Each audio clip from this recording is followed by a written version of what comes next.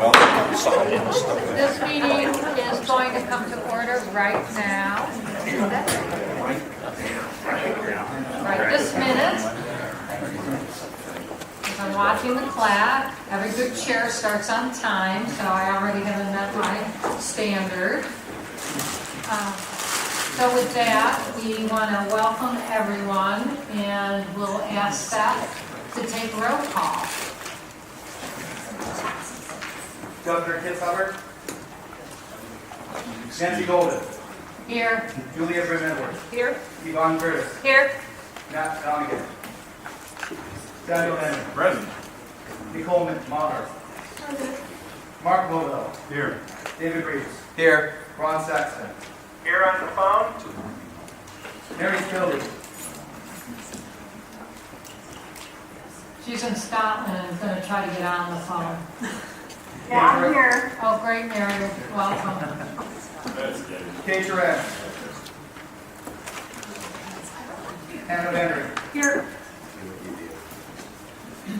Okay, and I want all of you to know that we are excusing the governor because I think it happened yesterday, right, Ben? That the governor was asked to fly back to Washington, D.C. to actually be with Michelle Obama as when the president gives his State of the Union address. And I was pretty excited to hear that because what I think that is a real testimony about understanding that we have a governor who really understands systems and that he's putting systems in place that can not only transform our state, but really our nation. I think particularly they're thinking in terms of this healthcare reform, but I would also like to extend it to education, early education. So I feel quite honored that our governor's going to be back there, and I know we all share that. And we're all looking forward to see if he's actually mentioned in the speech tonight, and we are assuming he will be, so make sure you tune in.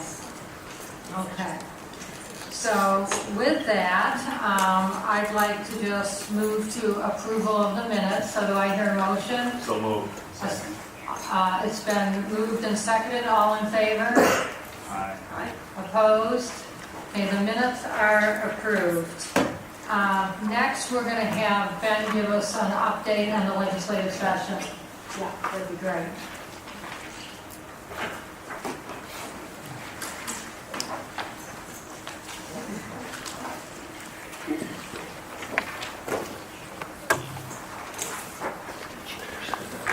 Thank you, Chair Golden, members of the board. For your record, I'm Ben Cannon, Governor's Education Advisor. This agenda item was intended for the Governor to provide for you an update on the legislative session. We are in, as you know, a busy period, the second week of the legislative session, with bills being filed right and left and committees hearing some of those bills and work even beginning already to move to the floors of the chambers. I spoke to the Senate President's office today, and will be voting on 12 bills later this week and moving them on to the House. So the work is very much underway. I thought I would spend, as the governor would have if he was here, just a couple of minutes updating you on the status of this board's priorities, as reflected in some of the work that you've done in previous meetings, and the governor's priorities for education. And they really fall into three buckets. It will be more than three bills, and I'll allude to that, but three kind of major buckets for the work. The first is the budget, and as you recall, you identified priorities for the investment that the governor proposed to make in education, and then those priorities became the basis for the budget development and the specifics that the governor put into his recommended budget. The governor's budget is one that attempts to reverse the trend of cuts and layoffs from preschool through K-12 to college and career, one that adds significant new resources to early learning, including relief nurseries and Head Start, one that focuses strategic investments in four areas that the OEIB identified as priorities for investment, and a budget that expands access to post-secondary education through increasing need-based financial aid, through investing in dual credit opportunities, and through tuition equity, which was a policy the governor spoke to at a press conference yesterday with legislators. In terms of an update on that, on this major piece of work, the governor and his staff, Dr. Crew, have been having conversations with legislators, including the co-chairs of the Subcommittee on Ways and Means, and later this week, both of the co-chairs of the full Ways and Means Committee, to bring them up to speed on the development of the budget, the priorities that are expressed therein, the sort of priorities for the governor and for this board. The Ways and Means Education Subcommittee has asked Rudy and his staff to spend 4 days later this month providing an overview to that subcommittee on how this budget was developed and how it was approached differently than in previous sessions, before that committee then goes agency by agency in a conventional way, hearing from our directors and eventually adopting agency budgets. Finally, before I leave budget, the governor very clearly appreciates the need for additional resources in education above and beyond the budget that he has proposed for the 13-15 biennium, and he's working with legislators on options for moving those numbers up. The second bucket of work is early learning, and Duke Shepard, my counterpart in the governor's office for human services and early learning and labor issues, is kind of our point person, but I'll just briefly describe our proposals. The governor's proposals here follow on the recommendations from the Early Learning Council, Jada and her staff. The governor is working closely with legislators, and in particular the House Human Services Committee, chaired by Representative Tomei, and the Speaker's office, Speaker Kotek's office, to develop legislation that will establish the process for creating local or regional hubs for the improved delivery of early learning services. The goal, as you know and have heard, is to realign our child care, health care, and preschool services in order to ensure that all children are ready to succeed in kindergarten. And Jada will correct me if I'm wrong, but I think this legislation is still under development. It doesn't have a particular bill number yet that we can point to, but working closely with Representative Tomei, Speaker Kotek, and others, particularly in the House, on the early learning agenda. The final kind of bucket in terms of the governor's core educational priorities is the bucket that includes governance changes. I guess that's the sort of broad category for the work. And the governor and his staff are working here with the chairs and members of several legislative committees, principally the Senate Education Committee, the House Higher Education Committee, and the House Education Committee, on what will be a series of bills. This will not be one, it will not be two, it will be more like 5 or 6 that have the effect in total of implementing the recommendations that came out of this board in December from your Governance and Policy Subcommittee for a consolidated system of state agencies, some merging of state boards, in order to free up resources for classrooms, in order to promote additional private investment in higher education, in order to strengthen coordination between different sectors of our P20 system, in order to clarify responsibilities for improving outcomes, and in order to promote the development, particularly in higher education, of outcomes-based funding allocation models. So that work is underway, again, in bill development form.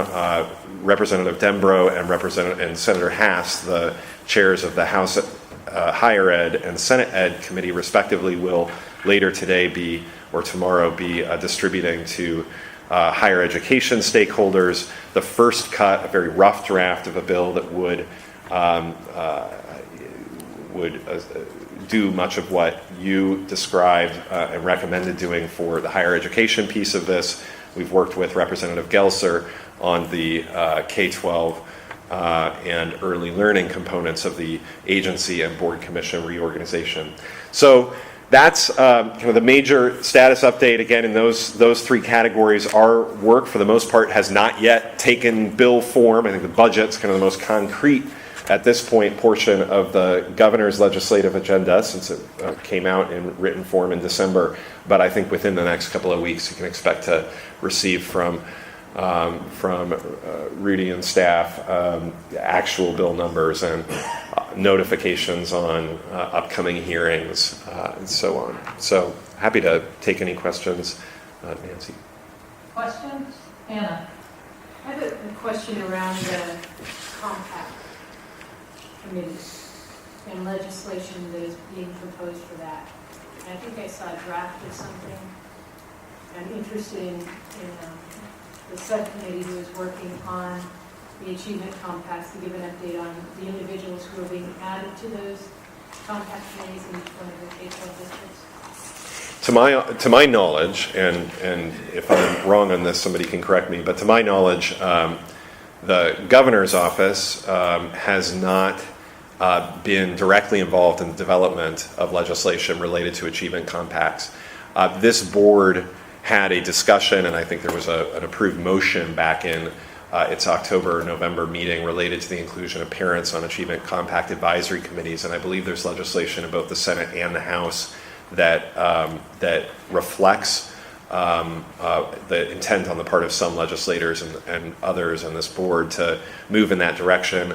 As a result, I think it would be appropriate for this board to indicate through testimony or a letter that legislation, which was not developed by the governor's office but by others, is consistent with the work of and the thinking of the OEIB. But we haven't had that discussion. I'm aware of the legislation. I'm aware of other legislation. So, for example, there's a bill that was introduced, again, not by the governor's office, but by another organization, I believe, through the House Higher Ed Committee that would create achievement compact advisory committees at community colleges. And again, it's obviously a subject of considerable interest to this board, but not one in that case that this board or the governor's office has been directly engaged in. May I follow up, Chair? Just because I remember us passing a motion about the parents, but what I saw had additional individuals being added to that, and I would ask that if there is legislation out there that adds more than a parent input or community members, I'd like to see what that is, because I don't believe we had a conversation about adding business community and students to it. So, and again, our office, the governor, has not been involved in the development of that legislation, so I don't know where it's coming from. I do think that particularly these issues that relate to the OEIB directly, and I would say any bill related to an Achievement Compact Advisory Committee is pretty related to the work of the OEIB, and I think it would be appropriate for this board to be receiving updates on that legislation as it moves forward, so there's an opportunity to discuss it here and weigh in either individually or as board members. Yes, Julia. On sort of that same topic of the adding potentially members to the achievement compacts, I'm not sure I understand, because I thought we had decided as a board that we'd be recommending or supporting legislation, so there wasn't a legislative concept that went in on OEIB's behalf, and there's something else that somebody else has introduced that we're supportive of, or what's the status of what we said we were going to support? Right. So as I think we discussed, or you and I might have discussed offline, Julia, the governor was allocated roughly 3 bills for education priorities. As a result, even the bucket list that I described requires us to marshal the goodwill of legislators to introduce these concepts, and we're doing so. We have discussed with Senator Hass and Representative Gelser the support of this board for the inclusion of parents on achievement and compact advisory committees. We have not, however, filed legislation or drafted legislation directly that would do so, and as a result, I frankly, I don't have the legislation that's been introduced in front of me. It sounds from Hannah as if it takes a broader view of who perhaps should be included on achievement compact advisory committees. We don't have a bill that we can point to and say that's the OEIB's bill on this matter. So I assume we're not going to, or is it going to be in the form of amendment, or how? So we had a long discussion about it. It's something we want to support, and what's the mechanism by which are we going to try to influence the other bill and get it to fit more what we had thought? And I haven't seen the other bill, so I don't know whether it's close or far apart. Well, my suggestion, and I think it's a conversation that Rudy and I may want to have with the governor, but my suggestion would be that this board provide written input to the committee to reflect the motion that was adopted last year that states sort of unequivocally the position of this board on the issue. It would be challenging, clearly, for this board to engage on a day-to-day basis in the legislative session, but I think it would be very realistic for this board to provide, as a board, a kind of, a letter that states clearly the position it took when this subject was discussed in November. Mark? Yeah, I'm thinking through and listening to this conversation, and this is really our first legislative session as a group. I mean, the last one was basically forming the last full year. And maybe what we can do is just include a legislative update on the bills, just for a status report each month, and then we can talk about or get a recommendation from Rudy on prioritization if we want to support or have something written in a motion. It might be nice to have that as a standing agenda item for the remainder of the session. Madam Chair, I support that. Okay. Others seems like that would be a good thing for us to do. Any objections, making sure we get some updates? I think the other thing, Julia, we just need to look into is how do we best, because we did make a recommendation that parents get in there, so we'll just work offline to see what we can do to make it happen. Ben suggested something, so. Yeah, I think the suggestion that we communicate sort of in written format to the two chairs would be good, but also maybe if there's another bill about the topic that we share what our point of view is, that'd be the way that, as long as the other bill's moving, that we could share our perspective. Okay, sounds good. Anything else before we move on? Thank you for that update. I'm hoping that you've all noticed on the agenda this time that we have left time for discussion. We've heard from members that discussion is important, and we think that too. And so right now we're going to be talking about the strategic plan, and the governor certainly wanted to be here to make some remarks about that, so I'm going to just make his remarks for him. First of all, he really wants to thank Rudy for your leadership and the board for the leadership.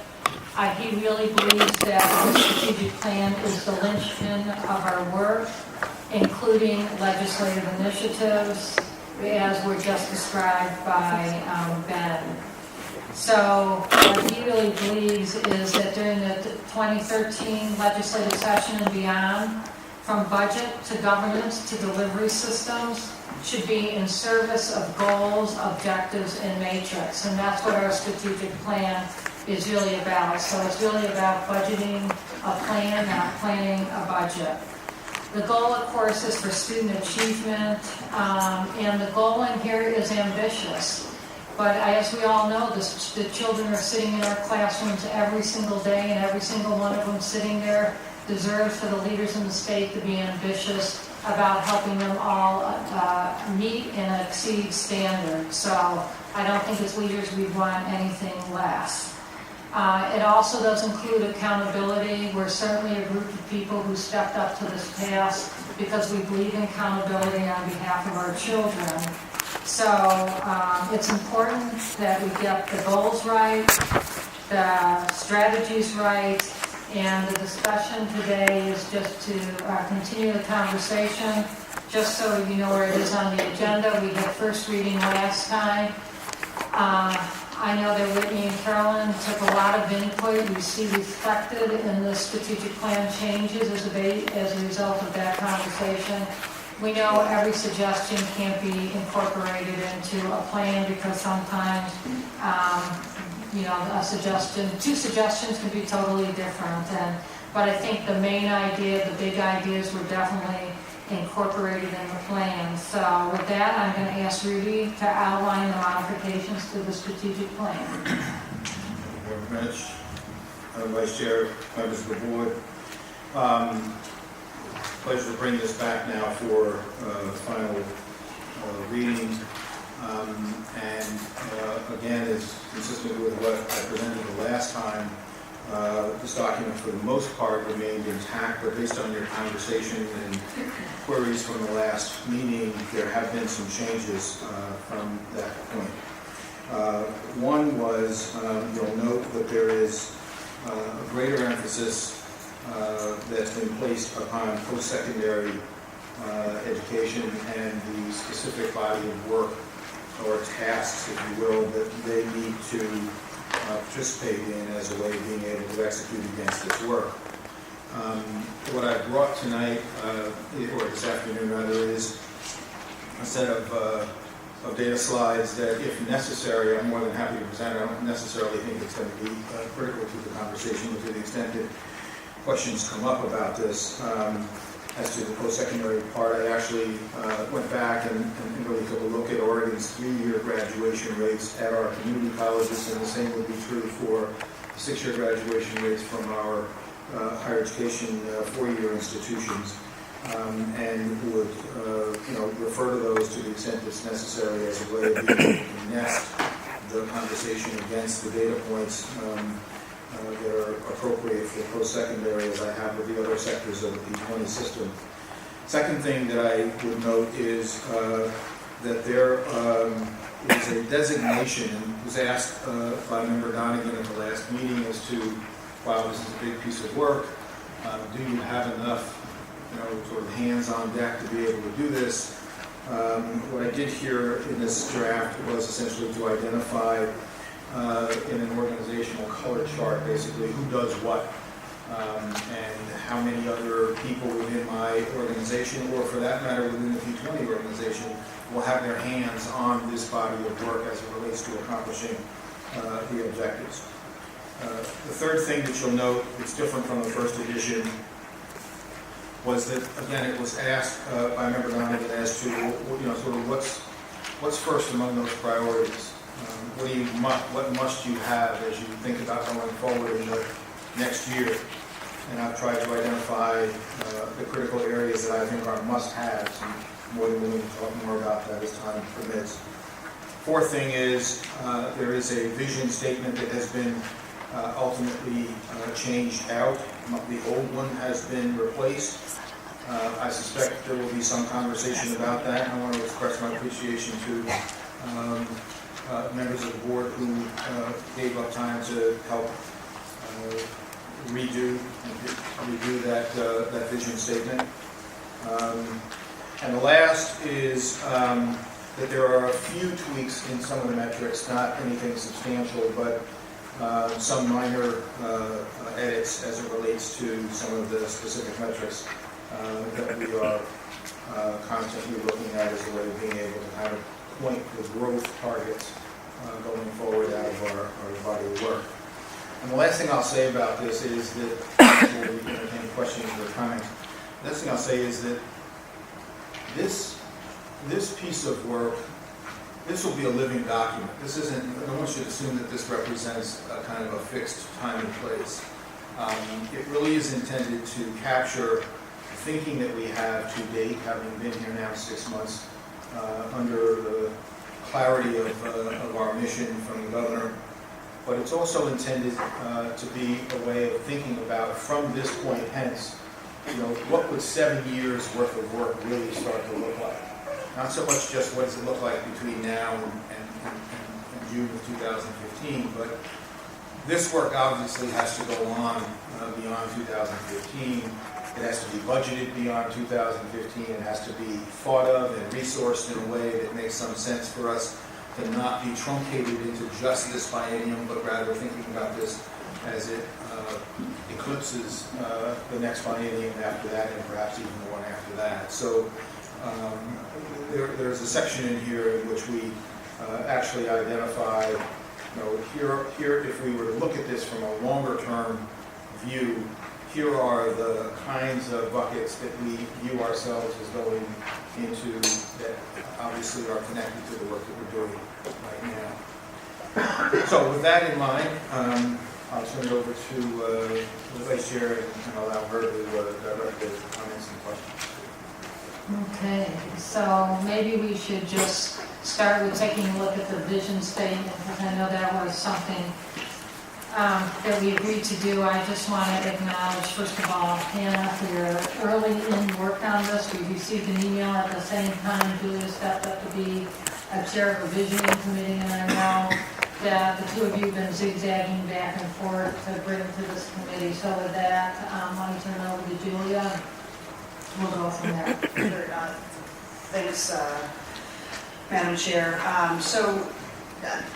As the chair mentioned, this was a sort of collaborative project that was built across the country as people were traveling. But we tried to look at this in terms of how can we, in a very direct way, state what we see as the vision, the overall vision of OEIB. And I want to say, I think Hannah had an excellent suggestion early on that we go back to the statute, which the legislature and the governor had very clearly set a direction for OEIB, and so probably the best way for us to think about our vision or what our North Star was going to be would be to anchor it in the legislation that led to the OEIB's creation.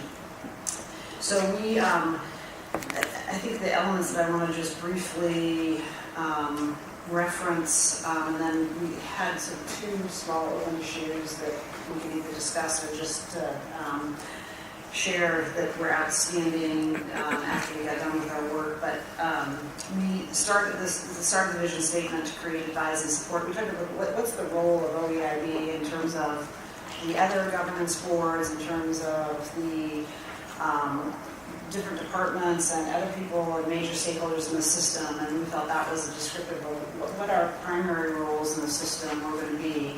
And then, of course, to have it reflected that we're looking to build and invest in a unified system, the pre-K through 20, and link it into ultimately our North Star, this 40-40-20 for students and what we as a state want out of our education system.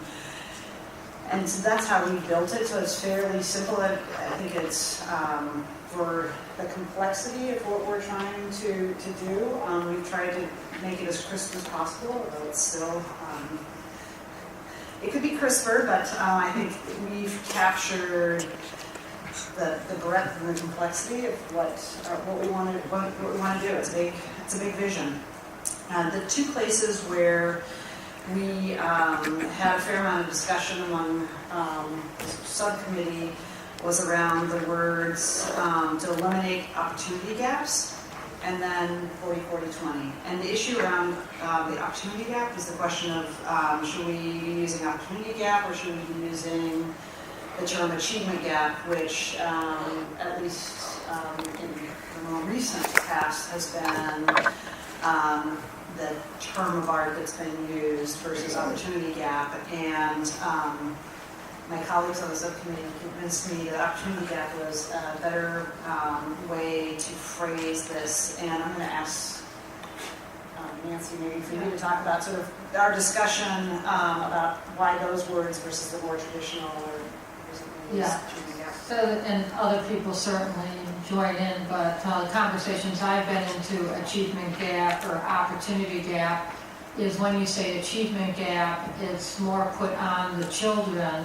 When you say opportunity gaps, it's more, have we created all of the opportunities for children to be able to achieve at their highest standard? And I would just use my school district as an example. Before we did response to intervention, we had 17% of our kids identified as special ed. After we changed systems, we now have under 11% identified. So it was really the systems that we didn't have that were right. And once we created those, we created the opportunity for children to learn. So I think this really cues us to saying what are all the opportunities we need to put in place to make sure the opportunity gap is closed. So that's why I much prefer that term. Anyone else want to weigh in on that? Well, I'll certainly support the change from achievement gap to opportunity gap. Achievement gap carries a lot of baggage about testing, and I think opportunity gap opens up the conceptual world too. again, as you've explained, all of our participation. Okay, great. Yes. So this is not about that particular term per se. It's more just a reaction to the vision statement, and I've been sort of sitting with it since this morning. And I'll apologize to my subcommittee members because I can tell you worked really hard over the weekend on this. But I will honor the spirit of honesty and say, I don't know that I totally love this. It doesn't feel very visionary. It doesn't feel very exciting. I struggle with the all students equitable access. I think that means it's good intent, but it doesn't really mean anything. And I get a little, just as maybe technical, but it seems odd to reference something being consistent with the vision when this is our vision. So it just seems weird to reference a vision in the actual vision statement. And maybe there's a different vision that we're referencing. I don't know, but I think that's confusing to me just seeing it today. So I don't want to slow down the process, but I just, this feels very sort of a little bit bureaucratic. So I'm going to float a little suggestion here, which I've heard two things that maybe need to be worked on. Three things. I mean, one is the issue around all students' equitable access, the idea consistent with the vision when this is the vision, and crispness. I've heard that it's maybe a little long. So I would like to suggest that the three of us who've been working on that continue to work, and that the rest of the committee just trust us that we'll get it as close as we possibly can around those issues, and for it not to hang up the strategic plan, but just something we're going to refine a little bit. Maybe I can make a more helpful piece of feedback. I'm trying to be as helpful as possible, but I mean, is our vision really a unified system of public education? Is that our whole vision, or is that really speaking more to our legislative charge? And if this is really about our legislative charge, that's fine, but it just doesn't, I mean, it seems like we're about a little bit more than that. So I was going to say the second piece that we wrestled with is sort of 40-40-20, which really is sort of a very shorthand way of describing, I mean, which is a huge vision, but when you put it 40-40-20, it becomes antiseptic. And so we had this question about if you actually put what 40-40-20 is, then you actually have much longer statement. So we couldn't quite figure out how to keep it crisp and short without going longer. I think the other thing is part of how OEIB was created didn't give it, there wasn't a clear this is what your role is, and then here's your role in relationship to the other governing bodies and leader parts of the system. So I almost think until that becomes, we have a more unified and aligned system, that it's going to be hard to describe our role, because the way, the first draft that we had, if I were a legislator, I would have looked at it and said, but that's our role. So this is kind of what we were grappling with, of how do you not overstep the statutory role that we've been given, and come up with something that was also capture the bigger work we need to do. I think we're going to be on the subcommittee going forward. Mark? You know, we've all been through vision statement processes, and this is one of those things that can literally go on forever. I mean, if you were to ask every one of us here at the table something that they don't like about this or they do like, we could be here forever. So as far as next steps, what you're talking about, maybe the subcommittee could work on a few things, and then I don't want it to derail us moving forward with the strategic plan, but maybe this vision statement topic and kind of where Julie was going and Nicole would be something that we're tricky.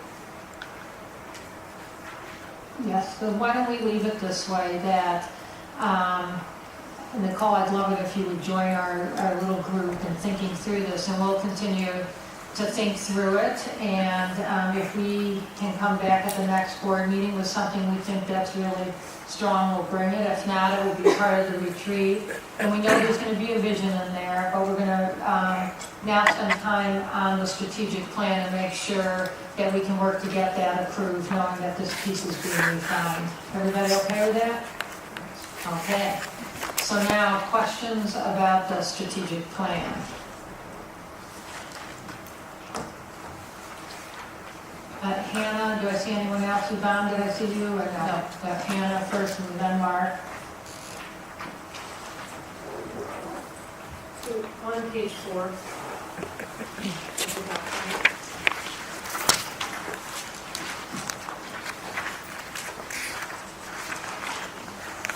Looking at the family supported learning, this is one of the things that I brought forward as I was meeting with Carolyn and Whitney.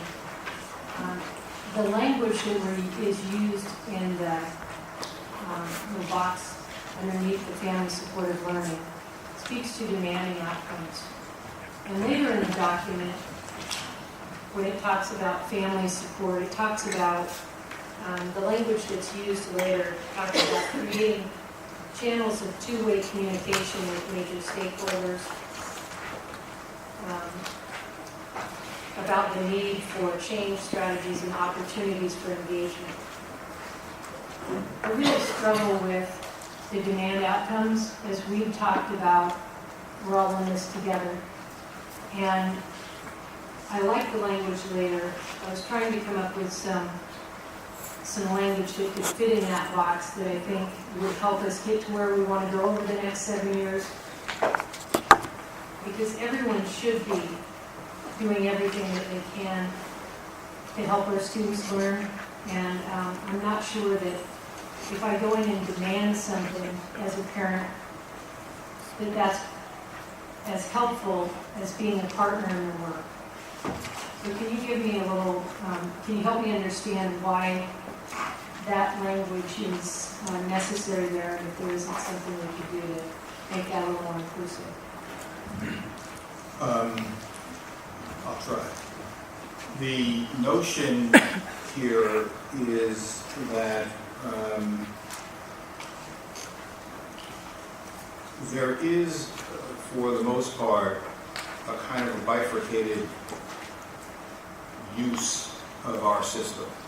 Bifurcated use is in some ways predicated on who has the kind of exchange and interaction with the system at any level, where as parents they have the ability to both ask and or demand and or partner in ways that get for them the services, the kind of connective work, the partnerships, the relationships, the resources that they need in order to see their young people through the P20 system. There are lots of parents for whom that is absolutely an agreed upon implicit understanding as to how they will interchange, how they will interact within the system. They know how to come to a meeting like this, and they know how to ask, if not demand, that they have their children in college placement, AP, honors classes, such that they were able to make sure that they're in the right vein of work, such that they'll be able to participate in 2-year, 4-year, CTE, whatever it may be as a career choice. And then on the other side of that, there are parents for whom that is simply that demand, that ability, that notion, that currency is not really available to them. And this speaks to the notion of trying to create a mechanism in our work by our constant partnering, by our constant teaching, by our constant making available a new and different menu of how to provide information and opportunities for parents to onboard in the system, to understand the system, to utilize the system at its highest and best use for them. they too should have the right to demand that their children are in these particular classes. And if I were to, Seth, if you could show the achievement data for third grade. I'll just try to use that as an example.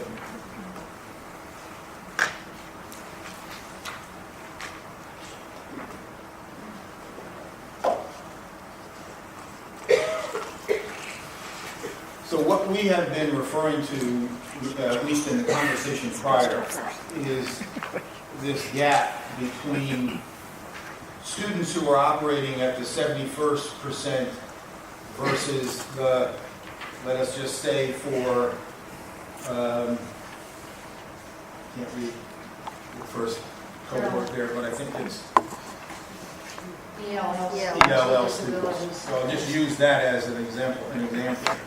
What I'm saying to you is that the cachet that we are trying to impart and give and provide for parents is the cachet of actually making demand of both their own families, their own children, their own communities, the various resources that are available to them in their own communities, and of the system that actually is intended to serve them. But to have that conversation in the context of the ask as to how, in fact, they are going to help us, work with us, and how we are going to, in fact, work with them at closing what here is referred to as the achievement gap, but obviously, as a part of the conversation in the vision statement, could very well be defined as the opportunity gap. And all this language in this family support and learning is intended to say is, we're going to have to help people understand that they have the same rights, the same opportunities, the same ability to demand for their children what anybody else would demand for their children. And that means demand. That means come in, pull a microphone down, and say, I'd like to make sure I have ACT testing for my child. That means that I want to make sure my child can go to a 2-year institution here, and I want to know why he or she is not. That's a demand. That's an ask of this institution. I don't take it as any flagrant outburst. I don't take it as a negative, that people would come and demand that we answer those questions. I think that it is a rightful and thoughtful, engaged, democratic right for people to come in and do that. And so this intends to say that we want everybody to feel like they've got the right to demand that. They are users of the system. They pay for the system with their tax dollars. They are simply saying, I demand that my youngster be able to be in the alignment, in the trajectory of youngsters who are going to 2-year, 4-year institutions, or into a career technical vocational program, etc. And I want that to be the scenario in my elementary, middle, high school, community college, 4-year institution, etc. And I don't think there's anything in here, either by implication or and certainly not by intention, to suggest that it's anything more than equalizing the opportunity for people to ask of the system that which parents ask for every single time. Okay, good follow-up. Yes, and then Mark. So, I think our community demanded that we fund public education. I was at the Portland meeting where they were very forceful and demanding, and that's what I felt in that room, was they were demanding that we actually do something different. I don't know that that gets us to resolution as quickly as if we talk about and how are we working together on this. So I hear what you're saying, and I don't disagree with any part of every parent should be coming and engaging in education and making sure that their child has access to the best possible learning environment that is possible. But again, I would say our language matters. And if we have demand, it just seems like that's something that is more confrontational than what we're looking for here is all adults in this state coming together and providing the best possible education for every child. So I would just say again, in my opinion, after hearing what you have to say, I still believe that language is not helpful. Thank you, Mark. There are a couple things I really liked about it, Rudy. One is, I've seen a lot of strategic plans, but I haven't seen that many have short-term goals within it, like 6 months. Right? I think that's going to really help us focus and would encourage, not being obsessed with standing agenda items, but it might be something that we continually look at what our plan is to refocus us in that short term as well. The second thing I really like, and I've heard quite a bit, and Ann is talking about funding. That's obviously on top of everyone's mind, but in the districts, I hear a tremendous call for mandate relief. And I would like to see us really, whatever we can do to really get serious about that. And I see it's in the strategic plan, and that's wonderful. Rudy, you and I had a chance to talk. We're looking to move this forward, and we talked about. I raised a bit of my concern about the metrics as far as those targets and trying to shoot for them along the line.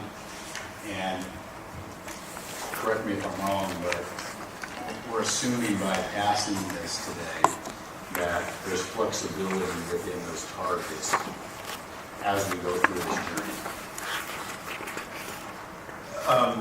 There is, in the same sense as, yes, there is. I'm not going to be able to hold myself back, so I may as well say it as straight as I can. Yes, there obviously is latitude in that, in a sense of not everybody is going to be there on Sunday, right? But the intent here, and I wouldn't know how to do this any differently, but the intent is to point to the wall, swing for the wall, and use every intellectual and every resource we have at being able to get this right on behalf of these young people. And the numbers that depict getting it right are the numbers that have, in my judgment, accurately, numerically resonance in the context of the current data. So, am I expecting everybody to be there? Probably not, Mark. I do think that there are going to be people for whom this is a longer stretch and so forth. Okay, I totally get that, regardless of where we are in the system. But a way of pointing to where, as you say, the 6-month mark, where the 2-year mark, and ultimately where the 7-year mark would be, right? This gets us away from the sort of banality of, kind of just do the best you can do. What's the trajectory of 40-40-20? Yeah, exactly. Yes, David. Yeah, I agree a lot with the overall goals of this. I do have a worry that some of these metrics may be a bit ambitious if we're not talking about the investment involved to reach them. That's my worry, and I think we're going to have to be talking more about that if we're going to be serious about reaching these metrics, and I think that's a role this board really hasn't taken on up to this point, but we're going to have to do it because it's just not. I don't see how we're going to reach them without an investment on the state's part back into education. There's one detail I want to talk about. It's on page 20. The metrics for Objective 5 work to build an informed, motivated, and engaged public. And this actually ties in with what we were talking about in a subcommittee meeting this morning, the Best Practices and Innovation Subcommittee. And item B there, and use achievement compacts to establish regional collaborations and community commitment to meeting outcomes. And then the metric in that is 100% of regions reported having business and community partners engaged in meeting achievement compact goals. I just want to say the achievement compacts are not the goals. They're an assessment tool towards getting there. And in fact, a lot of things on those achievement compacts are more the realm of administrators and educators. Honestly, they're not the type of things to really engage the public. Frankly, I don't think there are things to really engage a lot of teachers. They're so micro detailed, to be honest. And I would like to, let's get back to our goals, our 40-40-20, student success. I mean, we don't have achievement compacts in the vision statement, and I am by no means suggesting we do, because they are not our goals. So let's talk about what our goals are. Achievement compacts are just an assessment tool, and I think that's a mistake this board has made, is talking too much about the compacts as leading the way, and they're not. They're just an indicator.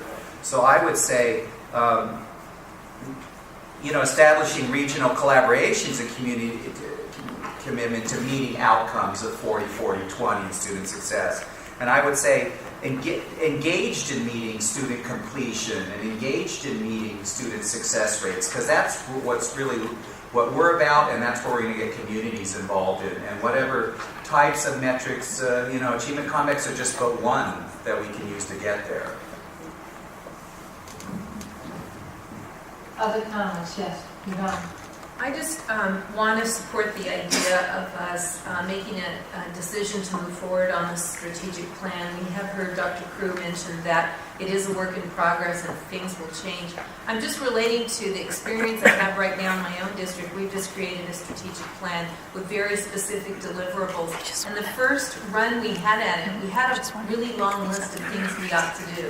When we went to evaluate our progress on those, we decided that some of them really didn't matter, but we didn't know that until we wrote them down, tried to make progress on them, and then came back. I'll just give you a quick example. We decided on what instructional framework we would use as a walkthrough form to go through classrooms and take a baseline of were these things happening in terms of engagement for students.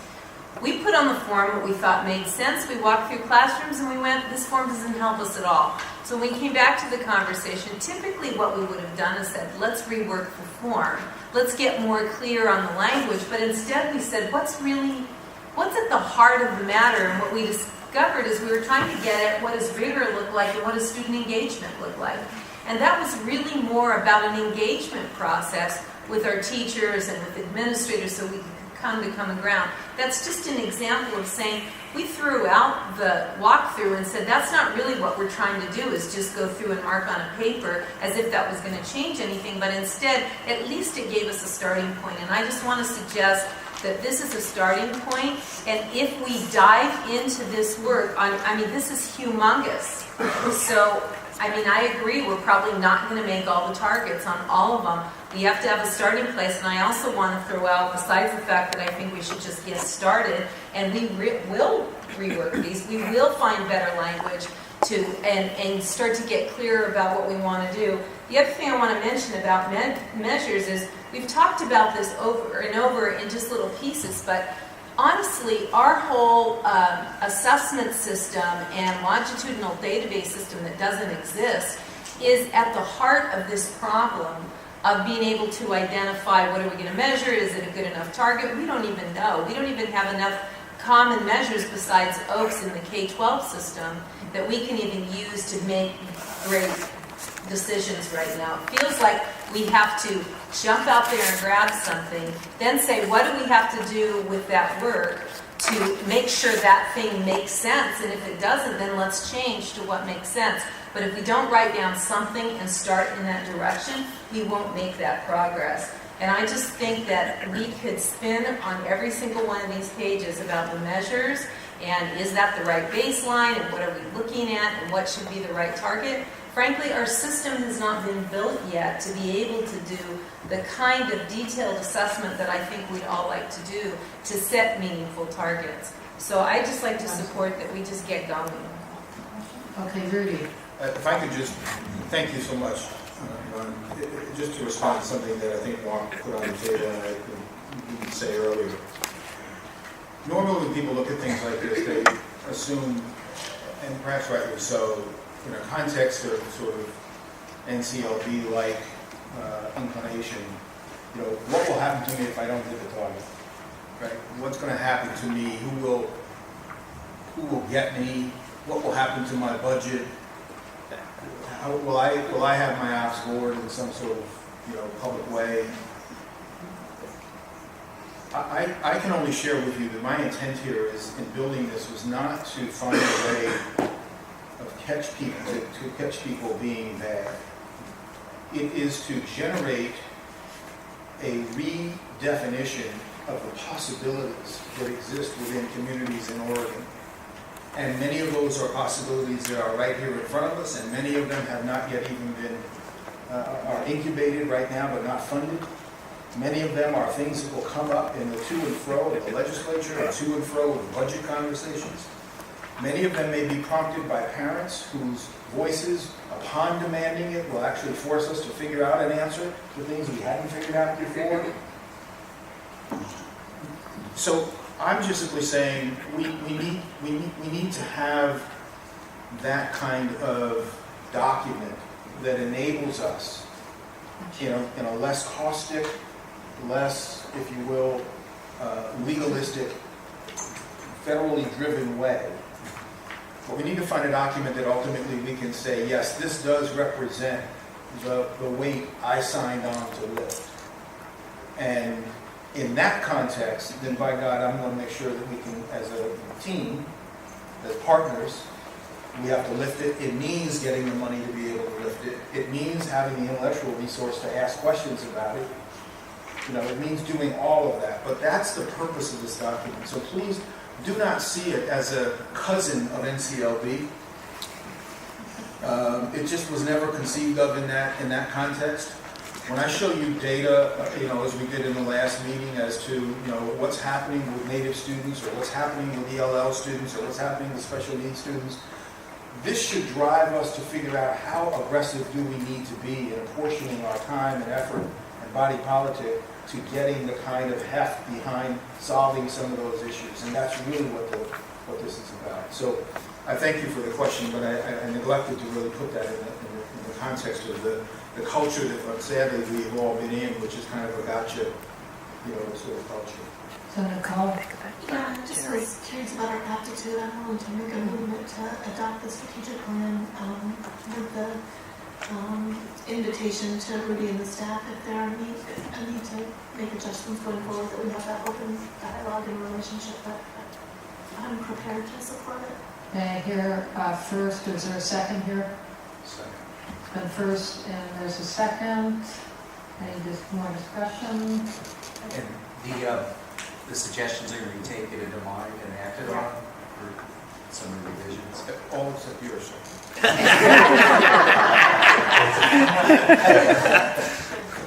Yeah, I thought that was part of the motion. Thank you for clarifying that. And yes, very much. So,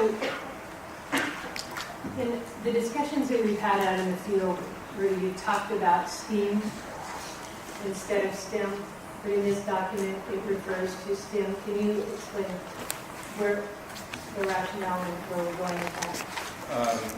The inclusion in the legislative language of both STEAM and STEM basically is intended to reference the larger context of science, technology, engineering, and mathematics, including the arts. And so as we think about this, as we talk going forward in terms of trying to ask the legislature for dollars, we see that the arts aren't necessarily part of that conversation. They're a very valuable part of that conversation. We also know that there are lots of institutions for whom the real focus is going to be solely on science, technology, engineering, and mathematics alone, absent the arts per se.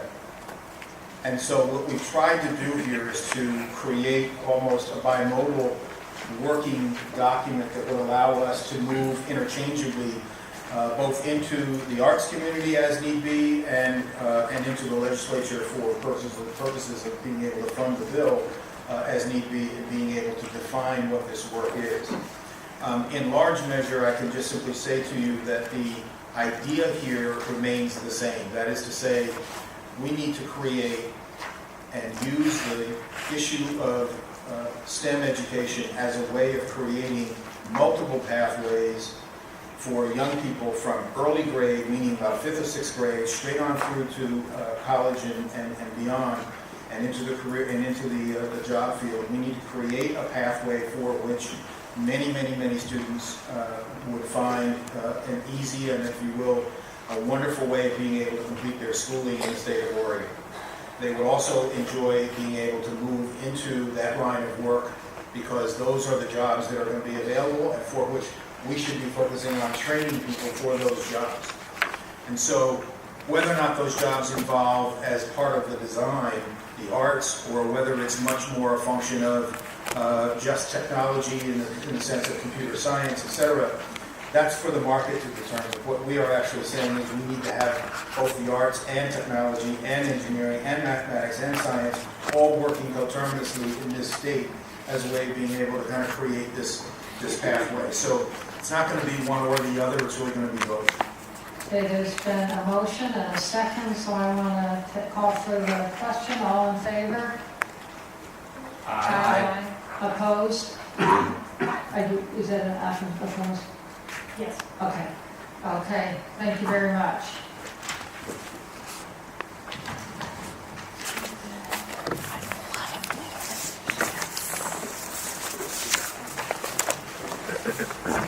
Okay. So, next we're going to move on to the Early Learning Council, and there'll be a presentation.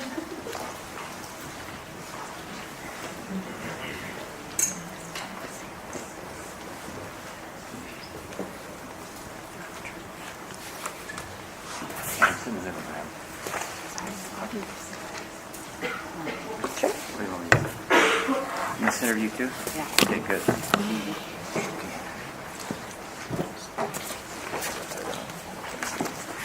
The slide maker.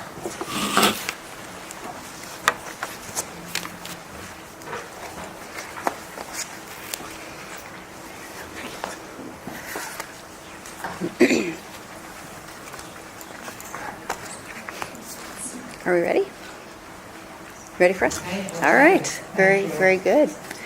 Good afternoon, Madam Chair and members of the board. My name is Pam Curtis.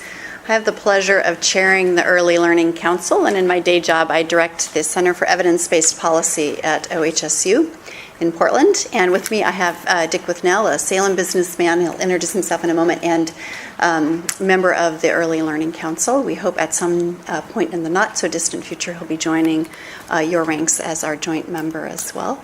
And Jada Rubley, who you know as our director. So we want to spend just a few minutes today giving you a bit of an update about the work that we've been up to. It's been some time since we've been in front of you. So we're going to try to hit the high points, but really we want to have a conversation about how we intersect and what you need to know from us and how we stay in touch as our work proceeds on a fairly rapid. Make sure you talk into the microphone. We've got people on the telephone and people in the audience that need to hear. Also, for all of us who have our cell phones out, they do interact with the microphone, so please have them off the table in your laps or something like that. So great. Okay. Great. That's much better. Thank you. All right. I'm going to turn it over to Dick, who's going to get us started, and then I'll take a few slides as well. Well, the first thing I notice is you guys have a lot fancier name tags than we have. We're still in the, we don't have that hardcore stuff. You know, when I talked about the kindergarten, first thing I want to think about is something I've been carrying around with me. And, of course, it happened October 16th, and that was when Dick Alexander died. But there was a description in the Oregonian about Dick. He said that the corporate leader waged a successful decade-long effort to expand early childhood programs that admirers say will change tens of thousands of lives and bolster Oregon economy.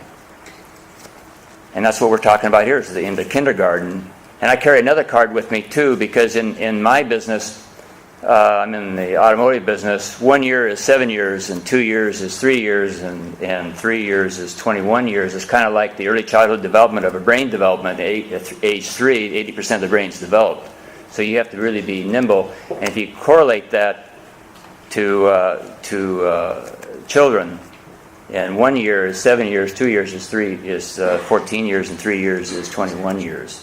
So there's a sense of urgency, I think, on as you all well know. But then I also carry in my billfold with these two is a Band-Aid. The reason for that is that I almost cut my finger off about four weeks ago.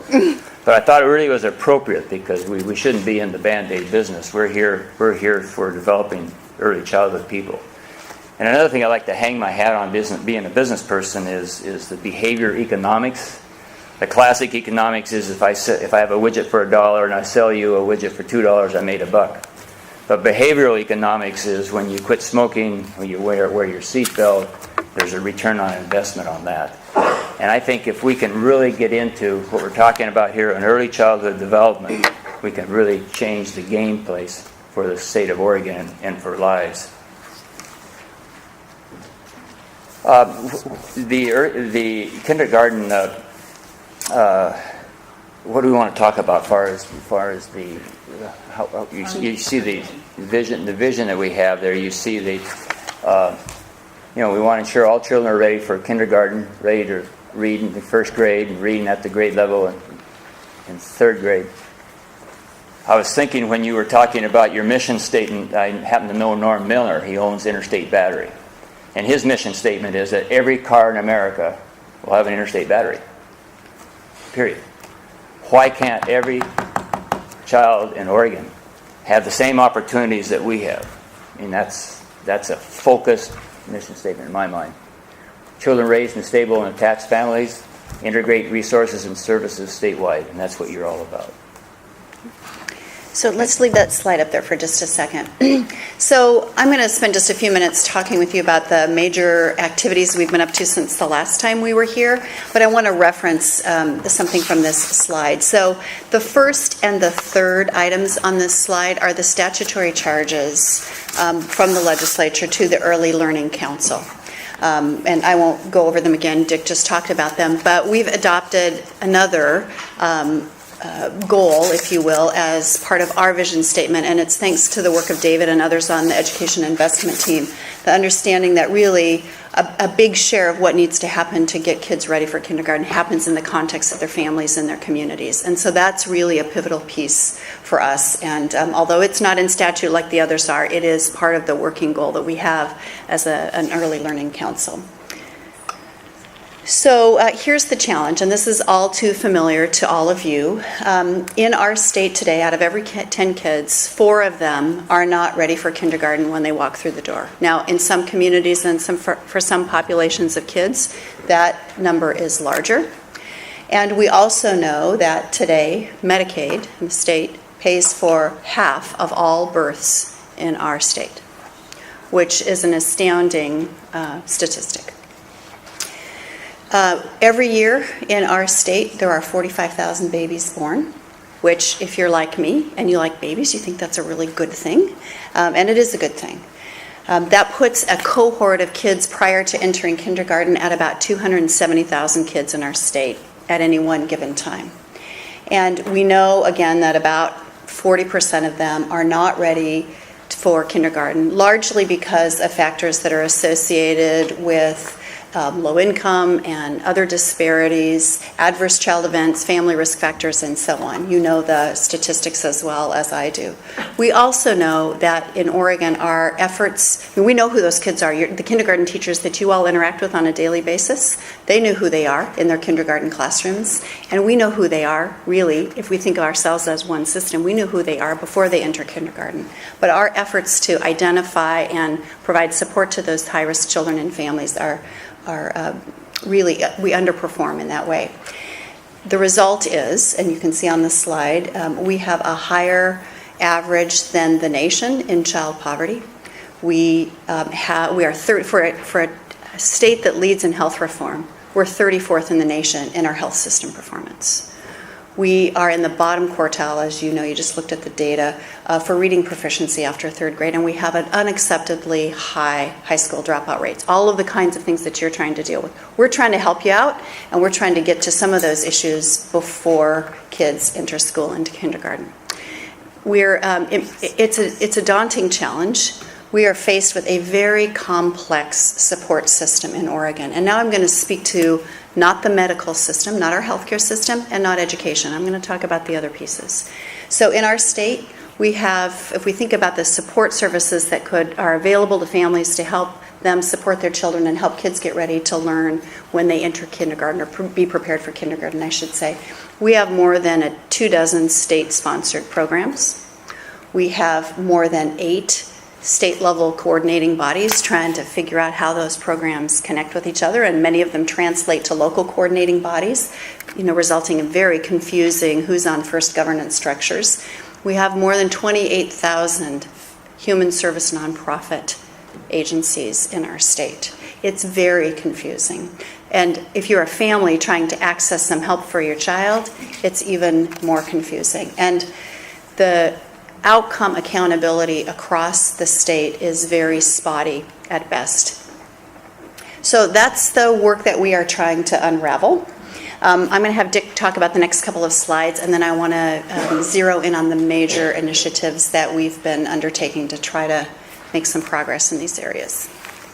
As you know, that HB 4165, we consolidated the idea is to consolidate the state level of governance, and the Commission on Children in Care and the Governor Kulongoski's Early Childhood Matters Advisory Council have been consolidated into our group, Early Learning Council. The Oregon Futures early learning system, I guess maybe it's from an age point of view. Here, I just came out of the state capitol where we were honoring World War II veterans, and it was interesting to see the 1920 births, 1925, 1930. Larry Epping was there, a couple of gold medal honors was there, and what they had done for us so we can be here today, I mean, it's really pretty significant. You can do a drum roll, you can start playing the national anthem, but it's the case. And I think the opportunities for the early learning is very, very significant. Outcomes focused and stubborn about results and the flexibility and approach, kind of a business-like look. I can hear Dick Alexander talk right now. And with the parent access and transparency and trained and supported workforce. These are all components that will make us the great state on the education piece, especially for the early learning, so when they get older into the kindergarten, they'll be ready to learn. And hopefully you'll see some of those components as we talk about the next pieces. So I want to touch on the major initiatives that we've been undertaking. So if you just zero in on the diagram at the bottom, we sometimes think about ourselves as the Early Learning Council as a connection or a bridge between healthcare and K-12. And the reason we talk about this is that there are only a small number of places where kids consistently show up before they show up in a school. And healthcare is one of them. There are others, but healthcare is the major one. So we've been undertaking a body of work with the Oregon Health Policy Board to try to bring some alignment between the health transformation work that's happening and the work that we're doing as an early learning council. And you'll see there some of the bulleted items of the work that we've been doing together. So we're working to identify shared goals and specific metrics that will track our ability to achieve those shared goals. So for example, we all know that a healthy child is a child who's more likely to be ready to participate fully in kindergarten, and being ready for school is a health goal. So we're identifying those shared goals and metrics. We are using and wanting to use the healthcare system as the earliest point of potential identification, possibly even prenatally, for high-risk families and high-risk environments for children. Once that identification happens, in our founding statute, there is a call for a family resource coordinator or a family resource manager. They talk about care coordinators in healthcare, and we're talking about how to align those so that we maximize resources for families with young children before they enter school. And then we're also talking about the intersection between the planning that they're called to do and that we are called to do, and how the various governance structures might intersect to help support young children and their families. So in terms of major activities, we've talked about a couple of them. Dick touched on the work that's been done to consolidate state-level structures. So now in the Early Learning Council has been consolidated the Commission on Children and Families, the Commission for Child Care, and the Head Start, federally required Head Start Advisory Council, which we serve as. I talked very briefly about the connection to healthcare. We'll talk in just a minute about what our hopes are for connecting to K-12. I also now very briefly want to touch on what we refer to as hubs, but what the legislature refers to as community-based coordinators of early learning services, which is why you can see why we refer to those as hubs, and a couple of other initiatives. So in terms of hubs, this is our sense of how, and this is called for in our statute, of how we can support this work in a community setting. The idea being that really the job of supporting families and children is much better done in a family setting or in a community setting than from an early learning council or the work that you might be doing as a particular body as well. So these are community-based, community-generated, convened collaboratives that join in the work of getting our kids ready to learn when they enter school and are aligning their community efforts around the goals that are in statute. I somewhat hesitate to say this, but if you think about the CCOs in healthcare reform, there's a common thread. It's not exactly the same work, but there's a common thread there. And so what that really means in terms of what's different is that there's a localized place to align and integrate services at a community level that come from state or federal resources to focus on kids who are at highest risk and to really track outcomes at a community-based level, both individually and as a cohort of kids. And that's really the work of those hubs. Our work is to support them and to ensure that they are able to meet the diverse needs of the diverse populations of children that we're talking about. So I actually moved too fast to you. That's okay. No, that's all right. Keep going. Kindergarten readiness assessment. You've probably heard about this. We've been hard at work. Now, let me back up and just say one other thing about the hub. We just delivered last week a legislatively mandated report to the legislature on what the hubs could look like and a set of recommendations in that. That comes as a result of about a year's worth of work and talking to literally thousands of Oregonians and hundreds of Oregon communities and institutions about what this would look like and what it would take. So that's available to you, and we can answer any questions you might have about it. I know you've also heard a lot about the kindergarten readiness assessment. We are this school year piloting in 16 different elementary schools across the state, representing a little over 1,200 students. The statewide rollout is planned for next fall, next school year. And this is, the council has been really clear that this is an opportunity both to look forward in terms of a kindergarten teacher's ability and information that could be inputted into individualized instruction and planning for an individual student, but also an ability for us as a council to look back to see what the constellation of services and resources might have gone into supporting that child so that we can identify what seems to be the most effective for which kids and under which circumstances. So it's an opportunity to look forward. It's also an opportunity to look back. Another fun acronym, TQRIS, Tiered Quality Rating Improvement System. This is actually named this because it's a national movement that's named this. It wasn't something that we came up with. But the idea, another thing that we're piloting, right? So we're doing some regional field testing. You can see under the second bullet where the field test is happening. But essentially this, if you think about the rating system that you get when you pick up your AAA tour book and you want to stay at a 3-star hotel and you know what that means, this is the same sort of thing for early learning and child care settings. So an ability, an effort to be transparent about what quality means, an effort to have parents be able to access that data so that they can choose in a very explicit way what they want and what their child needs. And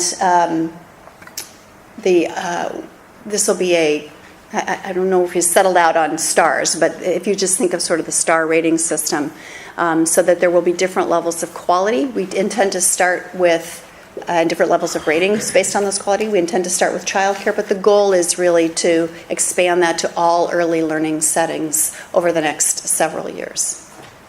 And the quality ratings will be tied to national and Oregon benchmark performance standards. Do you want to? I've been talking a lot. Do you want to do this one?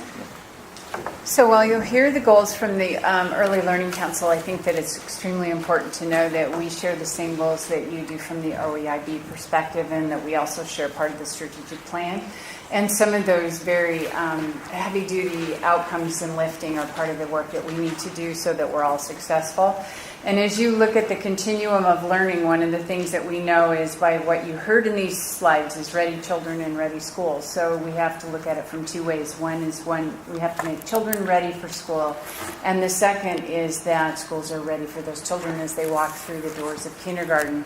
And how those initiatives are going to roll out through the council work is that, first of all, we have a strong partnership between the ELC and OEIB, because what we know is the kindergarten readiness assessment is merely a snapshot of what kids are experiencing when they walk through the doors of kindergarten, and what our first goal together is a shared goal, and that's third grade reading. We need to make sure that kids are learning to read by third grade so they can read to learn for the rest of school. The second piece is the initiatives on early literacy. If you look at the literacy initiative that OEIB has, Whitney and I have worked pretty strongly to be able to make sure that it's a statewide literacy effort, as well as working with both the ELC and the K-12 system. And third, the shared initiative that we all have, and I'd love to lob this one to Rudy, the data system. The data system is incredibly important to be able to measure the things that we think we're going to be able to do in every one of our businesses every single day. And we have to start tying in with the Healthcare Authority and the DHS, as well as connecting to the Department of Education on the other end. And so we see this as one of the challenges for success too. And then finally, as we all share, being able to look at how we build an informed and engaged public to not only come to these meetings, but also that they start as their child's first teacher and that they graduate with them through multiple areas.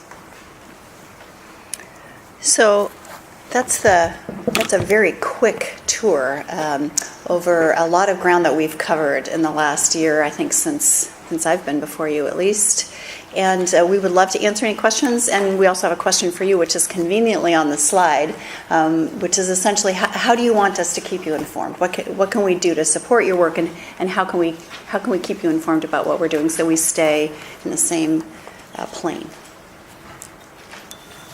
Questions? Done. I have a question about the the kindergarten readiness assessment.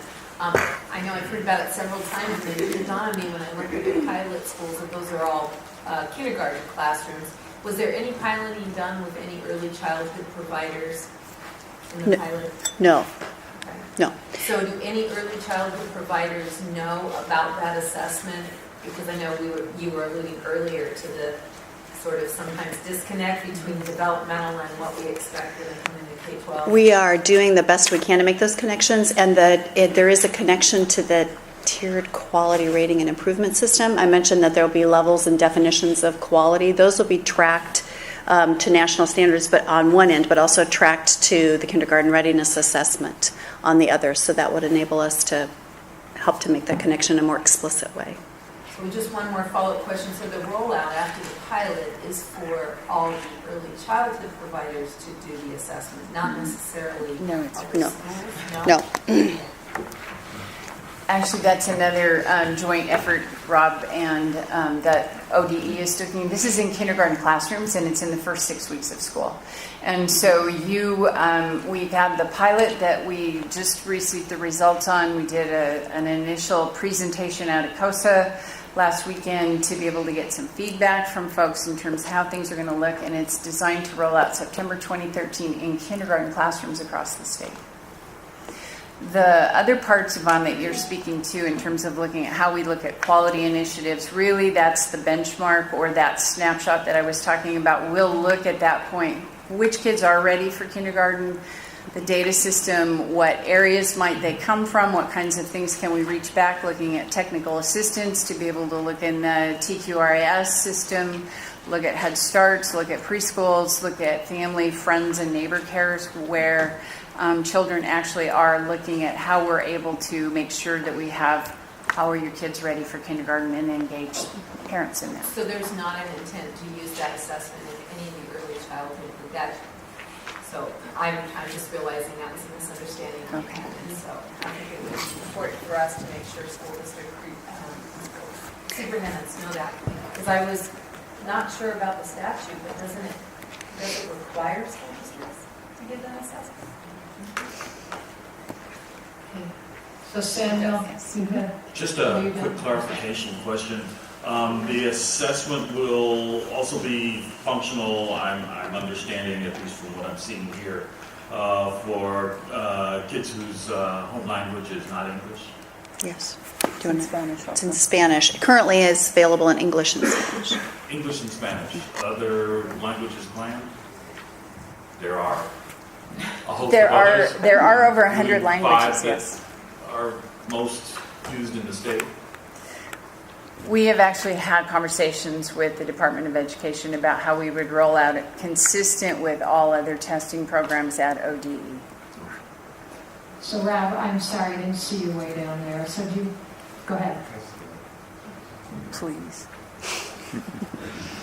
I just wanted to make sure that Yvonne had her question answered about kindergarten readiness assessment and the idea that what the statute currently says is that school districts may give the kindergarten readiness assessment. It would be the intent that we would carry that forward to the state board and have them hopefully, and we need to do some work to make that happen. I know we've had kind of a first reading and initial discussion about it, but have them adopt language that would say shall on the kindergarten readiness assessment for next fall.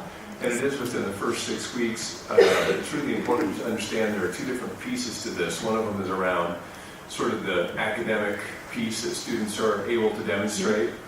And that needs to happen actually more rapidly than 6 weeks. And then the rest of it is kind of interaction between the teacher and the student, so that the teacher is able to look at some of the other aspects that would be evaluated on the part of the student, besides just sort of their skill set that they bring. And then the last part, and this is really important for everyone to hear clearly, this is not about, an emphasis on not, about denying students access to kindergarten. All students have access to kindergarten.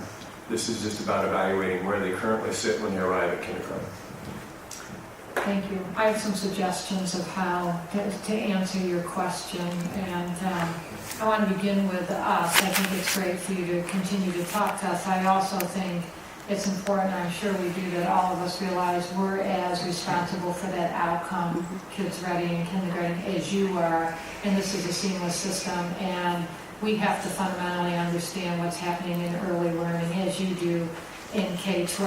And so with that, I know that the Oregon Community Foundation has just given some grants to bring people together. We were lucky enough to receive one of those to come together around how early learning in school districts really understand the scope and sequence and what kids are held accountable. So I think you're going to be involved in it anyways, but the money is basically to bring people together so we know the best practices and really how to deepen the work with each other. So that would be a suggestion.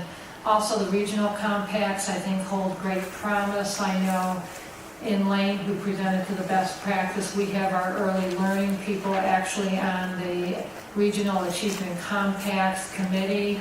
And I think then what you're doing is getting it from the policy level to a regional level to really into the systems. And I know you want that, and it's sort of timely because last night people from the Community Care Organization presented to the Springfield School Board on their health assessment. And as we sat there as school board members and I as superintendent and people in the audience, we were so struck by how that health assessment has everything to do with how successful our kids are going to need to be in meeting these. So I think there's at least those four structures, and if we just keep the feedback loop between them, I think that those are things that could be helpful. Great, thank you.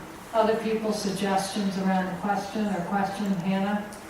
I'm a huge proponent for early learning, and I want to thank you for all the work that you've been doing. I'm very interested in the kindergarten readiness assessment. I think this is a great step for us.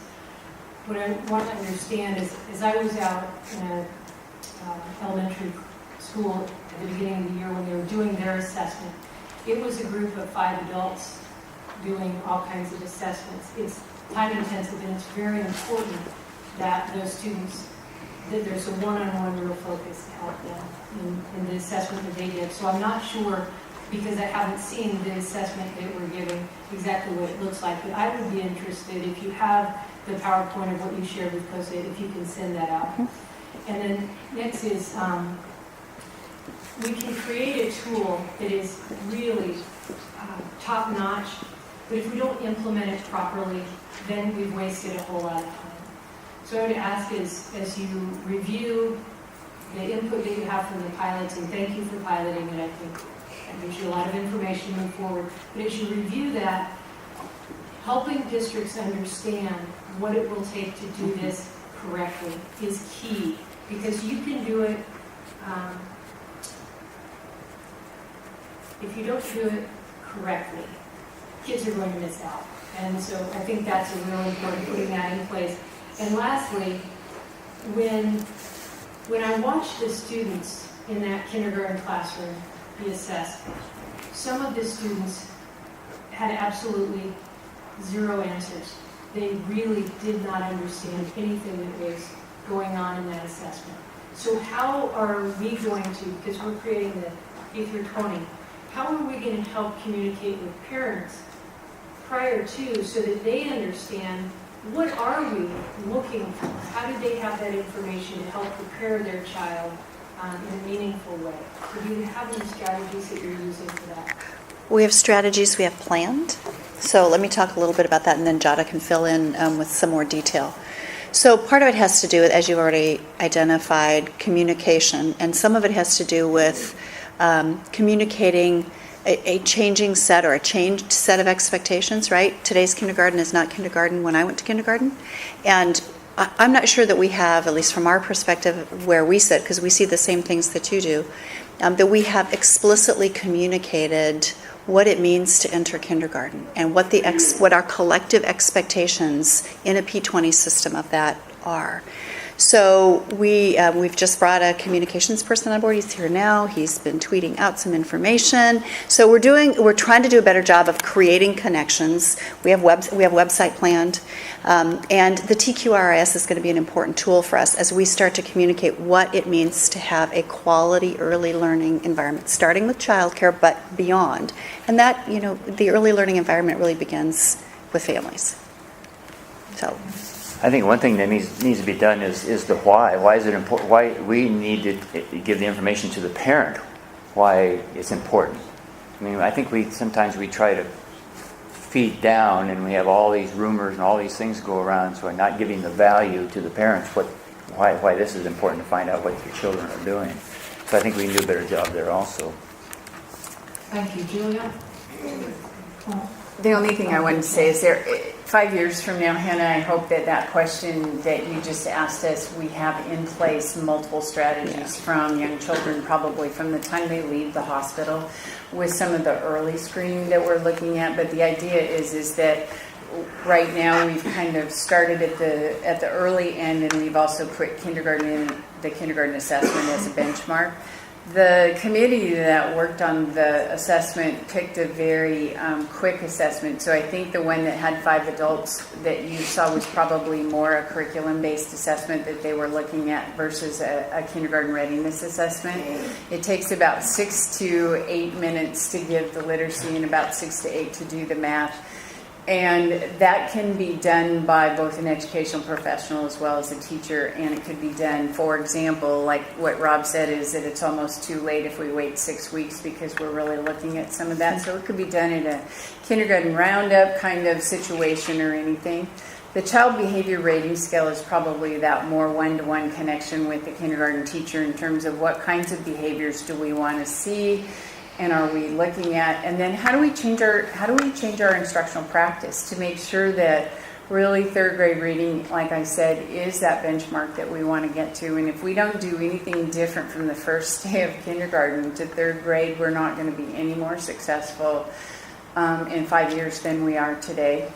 And hopefully, as parents and families come in, they will have had in their childcare, in their Head Start, and in libraries and a number of things, strategies in how to work with kids to make them ready for kindergarten. So, Nicole, I think it was you who was trying to speak, but I think you want to speak to Julia. Go Nicole, then Julia, then Mark. So I have kind of a comment that relates to a question. So first of all, there's a lot of really good work in here, and I'm really appreciative and excited to hear you talk about the connection between healthcare and this work. I am a little concerned about the page that says the hard facts, and then it lists the 40% at risk, not being prepared, and then it lists the reasons as low income and disparities, cultural complexities, and families accessing state assistance and programs. That sounds like we're just basically blaming families. And I know that's not what we really mean, but that's how it really comes across. And it's really interesting, and I shared this with Jada, that being on the OEIB, one of the most frequently asked questions I get, largely from communities of color, is questions about the Early Learning Council. And there seems to be a lot more opportunity to engage communities in a different way and really hear them, which means me to sort of the hubs section, and from what I understand, I think I like the hub idea as long as it is not only geographically focused and allows communities to find themselves, to define themselves.